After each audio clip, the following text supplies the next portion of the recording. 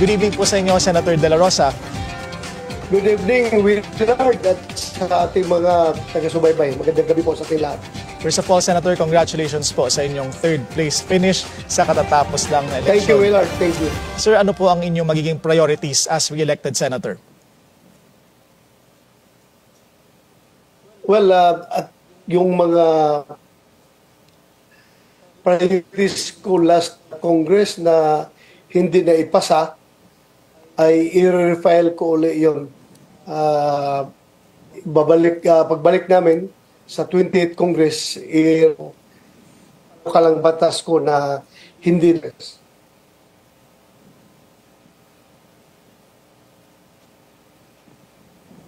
Alright, we're having some technical difficulties po sa ating connection.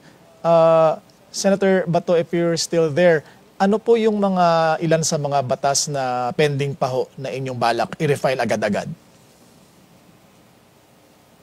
Yung death penalty for high-level drug traffickers, ibabalik ko yun. Refile ko ulit. And yung pagbabalik ng mandatory ROTC for college students, yun din, ibabalik kong i-refile. Confident ba kayo, Senator, na makakakuha na kayo ng enough numbers this time para dito sa dalawang bills na ito?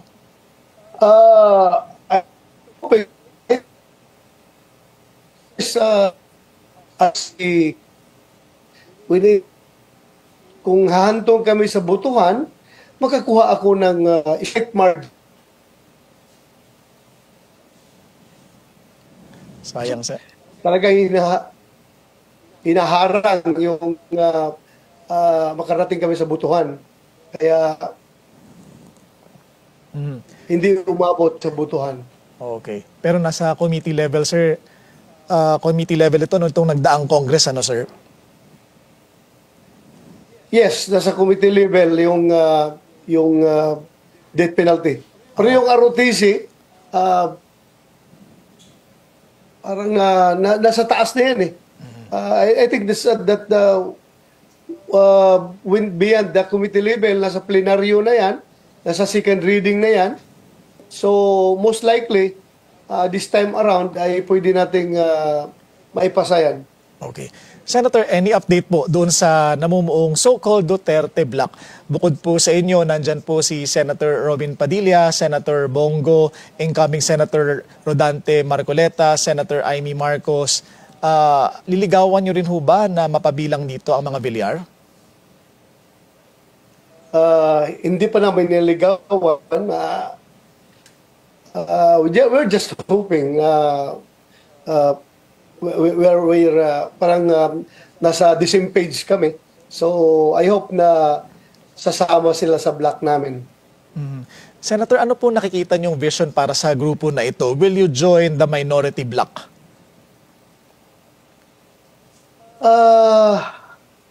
It depends, no? It depends what will happen no, pag convene namin sa 28th Congress. Basta siguraduhin namin na kami ay buo yung block namin at yung boses namin ay mapapakinggan. Do you see yourself or your block working with Senator Risa Hontiveros and her allies to form a minority in the Senate? I don't think so. Why is that, sir? Kami ng paningin sa mga bagay-bagay. Sir, itong nagdaang halalan, ano po ang nakikita ninyong epekto nito, yung resulta in particular doon sa Senate race, doon sa magiging outcome ng impeachment trial ni VP Sara? Do you think you have enough numbers to have VP Sara acquitted po? I think so. I think so. And I'm confident. Dahil nakikita ko ng mga yung ibang alam natin na hindi namin kaalyado ay nagbabago na yung stand, no? Like Senator G. Papalabas na siya ng kanyang stand na ayaw niya ng impeachment. So, the numbers are growing. The numbers are growing as far as our side is concerned. At tingin nyo ho, naabot niya na ho yung 9 at least para hindi umabot sa conviction. Baka sobra pa. Aha. Would you name names, Baka Senator? sobra pa, baka sobra pa. Sino pa ho ang makakasama ninyo? Mahirap. Baka mamaya biglang nagbago yung stand nila. Depende sa takbo ng impeachment trial. Mahirap na. Basta as of now, I am confident na more than 9 yung makuhang boto dyan. Mhm. Senator Bato, may alukhong reconciliation si Pangulong Bongbong Marcos and you've already said na kailangan ipakita ang kanyang sincerity. Paano niya maipapakita ang sincerity? Ano ho ang hinihiling ninyo? Si Attorney Sal Panelo, ang sabi po niya, dapat mapauwi si FPRRD. Tingin niyo ho ba, dapat din po bang mangyari ito o may iba ho kayong kondisyon na nakikita o hinihingi sa Pangulo?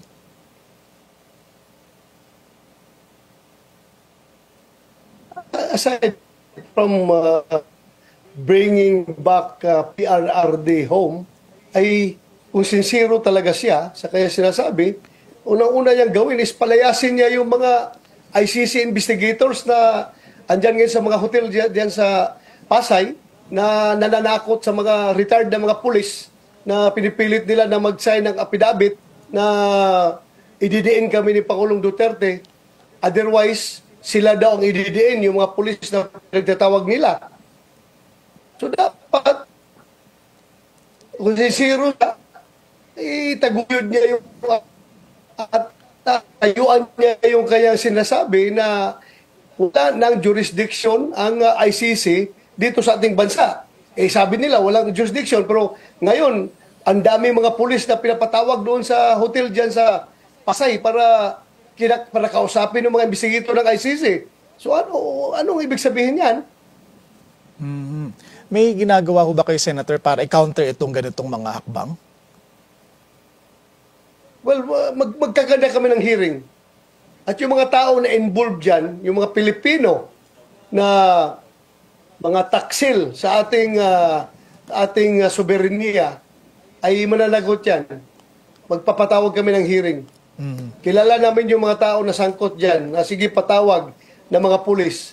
At pagdating doon sa hotel, tinatakot yung mga pulis natin na kung hindi kayo magpirma nitong affidavit na ito, na dilidiin si Duterte at si Bato, ay damay kayo sa kaso. Kaya kung ayaw niyo madamay sa kaso, pirmahan niyo ito affidavit na ito. Kawawa nga ang mga pulis eh. I hope the PNP should take care of its people. Yun ang tingin ko eh. Bakit lang ginaganon yung mga tao nila? Pati yung mga retired na mga pulis, pinapatawag nila doon at tinatakot. Porque retired na, powerless na, wala na sa organisasyon, igaganunin na lang ninyo.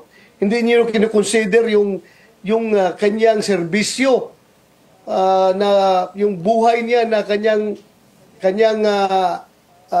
dinedicate diyan sa Philippine National Police. Porque ngayon retired na, tatakot-takutin na lang ninyo na kung hindi kayo mag-sign ng affidavit ay damay kayo sa kaso. Ang daming pulis na pinapatawag nila. Yung mga ICC na yan, namimihasa yan dahil masyadong malakas yung kooperasyon na pinapakita ng PNP mismo at ng gobyernong ito. So, how come? Sabi nila, hindi na tayo under sa ICC. Wala na jurisdiction ng ICC sa atin. Napilitan lang ko nung dalhin si Pangulong Duterte doon sa dahig dahil sa Interpol na yan. Ngayon, wala namang Interpol na nag-request na mag-imbestiga dyan. ICC mismo, investigators ang nandito ngayon sa atin at nag-imbestiga, sobra yung ginagawa nila. Walang sinseridad yan kung ganun. Ang pinakaunang gawin ni Pangulong Duterte, ni Pangulong Marcos dapat, palayasin niya yan, i-deport niya yung mga ICC investigators na yan na andito ngayon na nananakot sa ating mga kapulisan na mag-testigo. Yan ang dapat niyang gawin kung siya ay sincero ng kanyang reconciliation na hinahangad. Alright. Standby lang, please, Senator De La Rosa. We'll take a short break with Senator Bato De La Rosa. Stay tuned. This is On Point. You're watching On Point, still with us, Senator Bato De La Rosa. Sir, nabanggit po ninyo na dapat palayasin ni Pangulong Marcos yung mga ICC investigators para makipakita ang kanyang sincerity. Hihilingin nyo rin ho ba sa Pangulo na wag nang ipatupad yung arrest warrant laban sa inyo kung sakaling humantong po ang sitwasyon doon? Well, that's very self-serving, no? Kung sabihin ko na huwag niyang ipatupad, sinabi naman niya noon sa amin. Noon pa. Kaya lang, nagkulang siya ng sinseridad. Kaya ginawa nila kay Pangulong Duterte. Ginawa nila kay Pangulong Duterte, sa akin pa. Kaya hindi na tayo bago sa usapin na yan. We've been there. We experienced that situation na iba yung sinasabi, iba yung ginagawa. Kaya there's no reason why hindi tayo nagda-doubt sa sinseridad nila. Senator, at the same time, how are you preparing for this eventuality kung sakaling humantong po doon sa sitwasyon na lumabas ang arrest warrant? Legally, naghahanda na ho ba kayo? Yes. Meron tayong ginagawang legal na preparations. Any plans, sir, to visit former President Duterte sa The Hague? Advice sa akin ni Secretary Bingbong Medjaldia, mukhang mahirapan daw ako makabisita doon dahil hirap nga daw makabisita yung mga next of kin, yung mga family members. Baka mahirapan makapasok doon. Kasi yung hindi mga family members na nagsipagpuntahan doon, hindi rin siya nakausap personally, hindi rin nakapasok. Like sina Senator Robin Hood Padilla ay hindi man nakapasok doon dahil hindi family members. Relatedly, Senator, may panawagan ho ba kayo kay dating spokesperson Harry Roque sa harap ng posibilidad na makipag-ugnayan din ng DOJ sa Interpol para maipabalik siya dito sa bansa at harapin ang kanyang mga kaso dito? Well, nasa kanya na yan.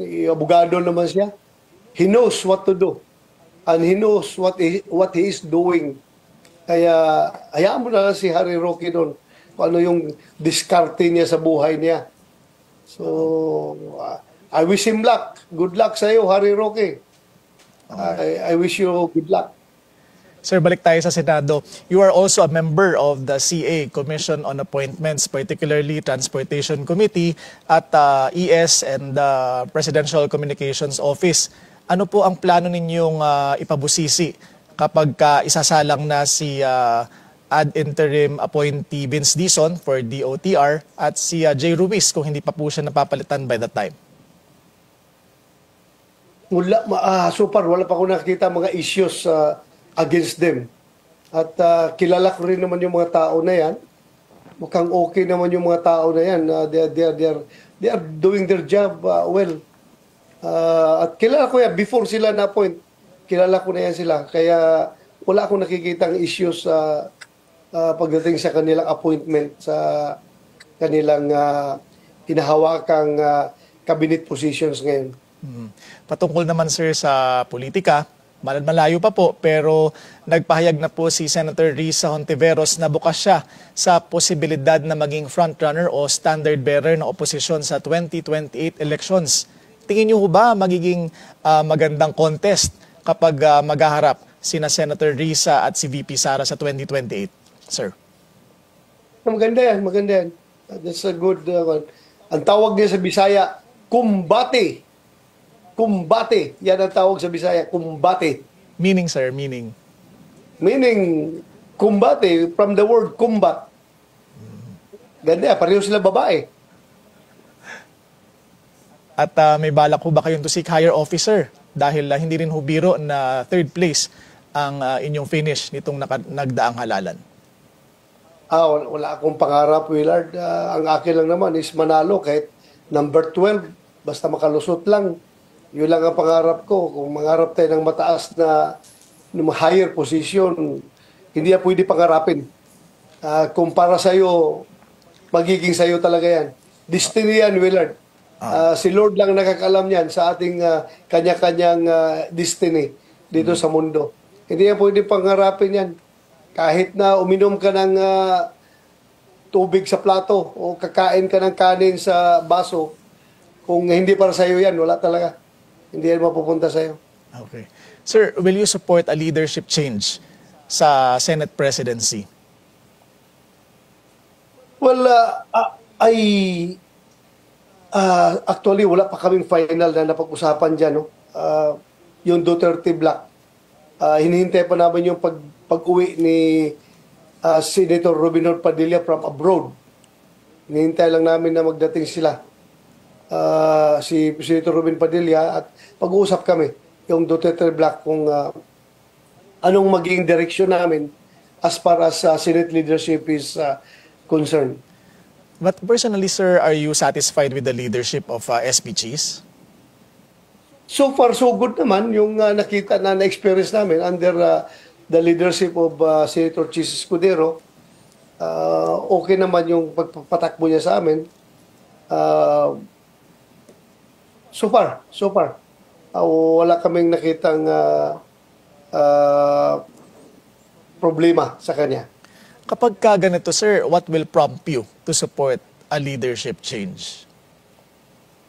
Ay, ang sa akin lang ang pinaka-qualification ko, pinaka-standard ko, pinaka-criteria ko for a leadership position sa Senado is that we should have as Senate President na kayang pangalagaan ang pagiging independent ng Senado at kayang pangalagaan yung the Senate as an institution.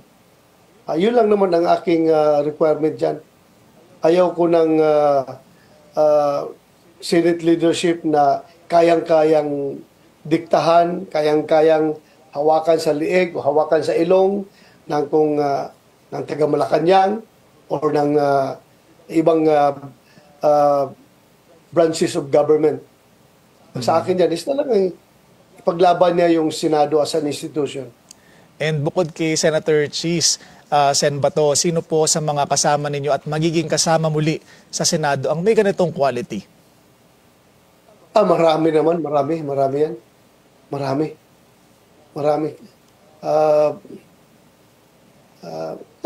If you want me to name names, Please. yan dyan si Senator Jingo Estrada. Andyan si Senator Alan Cayetano. Mga magagaling yan na given the chance na mag-lead ng Senado, magagaling yan sila. At pwede ko ring sabihin si Senator Bongo. Pwede rin. At ang aming dating Senate President na si Mig Zubiri. Yun talaga, wala kami problema doon. Magaling na leader yon si Mig Zubiri. And he stood up against the People's Initiative effort of the House of Representatives. Kaya medyo kakaroon siya ng maraming kalaban noon. Magaling na leader yon si Mig Zubiri. Okay na ho ba kayo ni Sen Biggs, sir, after the previous intramural sa Senate leadership? Siya again, Willard? Okay na ho ba kayo ni Senator Mig Zubiri, sir, given the most recent intramurals doon sa Senate leadership dahil naging controversial yung inyong boto para po sa kanyang kapalit? Willard, klaruhin ko, hindi na controversial yung akin dahil hindi ba ako yung number 13 vote? Number 15 na ako, yung boto ko. It's not the winning vote. Kung na lang yun, yung panghimagas na lang yung akin. Dahil nga sa aming usapan within the PDP laban, Senator Bongo and Senator Francis Tolentino na walang iwanan, majority rules. So dalawa man sila nauna na pumunta kay Chis Escudero, so wala akong magawa kundi sumama na lang sa kanila. Okay. Sir, pagdating naman sa committee chairmanships, ano ho yung hihilingin ninyong mapunta pa rin sa inyo? Would you still want public order, for example? Yes, I want to have meron naman tayong equity of the incumbent, hopefully. Respetuhin lang yung equity of the incumbent at yung hawak ko na committee ay ibigay pa rin sa akin, which is yun lang, public order and dangerous drugs. At kung meron silang gusto idagdag, well and good kung dagdagan nila. Oo. Pero sa akin lang, yun na talagang aking acting na yan. Alright. Sir, follow-up question. Sabi po nyo, paimbestigahan ninyo yung nagkalat na ICC investigators. Kailan po ipa-file yung resolution para dito? Ito pong Hunyo o sa susunod na kongreso na po? Too late na kung itong Hunyo. Mag-refile na naman tayo uli pag opening ng 28th Congress. Sa 28th Congress na, para mananagot yung mga tao na yan na pilit na sabutahiin yung ating soberenya. Papanagutin natin yan. Kilala ko yung mga tao na yan na involved dito. So, manda na lang sila pag opening ng 28th Congress. Alright. Your parting message, sir, before we end the interview, your parting message po. Yun lang.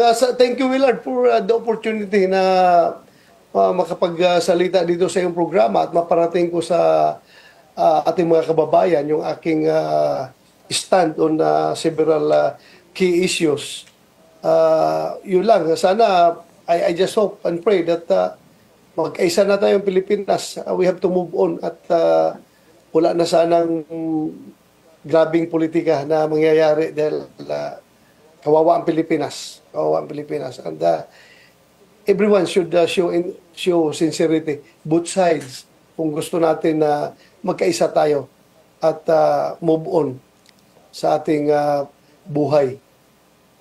Alright. Maraming salamat po sa inyong panahon, Senator Bato de la Rosa.